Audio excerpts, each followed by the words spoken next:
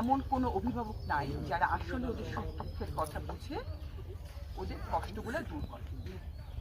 আম্মু তো আর কিছু বললেন না, আমার মা কোনোদিন আমার আব্বা টাটকাননি। আমার আব্বা তখন আমাদের দুই ছোট বোনকে রেখে উনি ঠাকুরকে চলে আসেন। এটা বোধহয় অনেকেই জানে না, কারণ এখানে অনেকেই যে তুলির মতো যারা আছে তারা তো আসলে অনেক বয়সে কম, তারা 88 সালের গল্পটা তারা জানে না।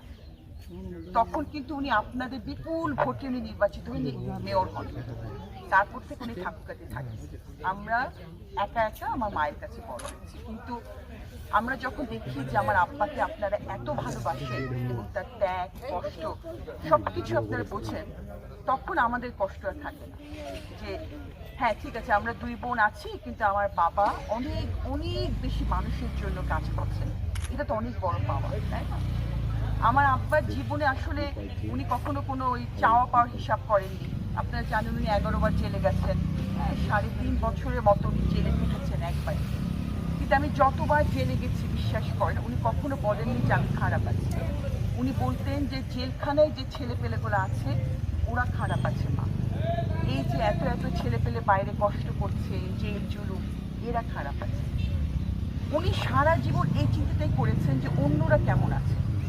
এবং তুলির মতো মেয়েরা যারা আসলে অনেক বয়সে ছোট, তারা জানে না যে আমার আব্বার ঠাকুরগার জন্য কি কি করেছেন। আপনারা যারা বয়সে বড় আছেন তারা সবাই জানেন এই ঠাকুরগাতে কিন্তু বরেন্দ্র হবার কথা ছিল না। এই গল্পটা আপনাদের জানা দরকার যাতে আপনারা আরেকজনকে বলতে পারেন। তখনকার যে অর্থমন্ত্রী ছিল উনি বলেছেন ঠাকুরগায় বরেন্দ্র লাগবে না, আমার আব্বা বললেন লাগবে, এবং আমার আব্বা তর্ক করে সেই বরেন্দ্র উনি ঠাকুরগায় আনলেন। এরপর তো ভুট্টার চাষ গমের চাষ সব হলো, তাই না? আপনাদের ওই রকম একটা মানুষকে দরকার যে লোকটা তর্ক দিয়ে যুক্তি দিয়ে আপনাদের জন্য কাজ নিয়ে আসতে পারবে। ওই পরিসরের একটা বড় মাপের মানুষ দরকার।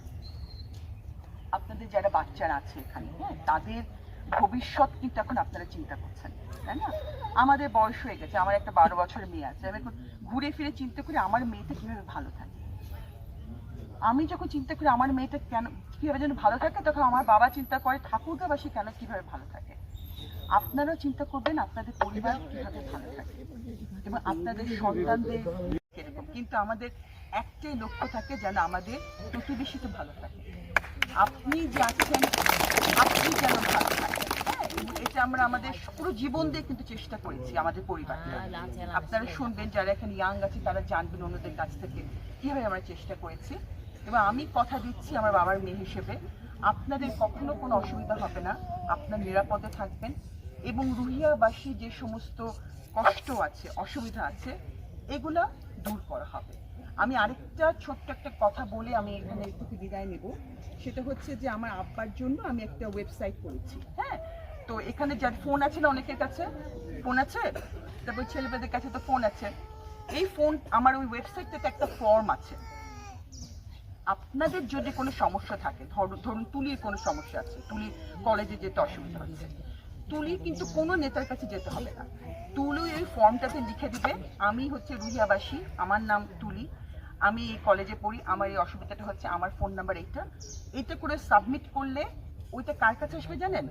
আমার কাছে, সরাসরি আমার কাছে আসবে। তখন আমি আমার আব্বাকে খাবার টেবিলে বসে বলতে পারবো আব্বা এই যে তুলি এই মেয়েটা রুহিয়াতে ওর কিন্তু এই সমস্যাটা।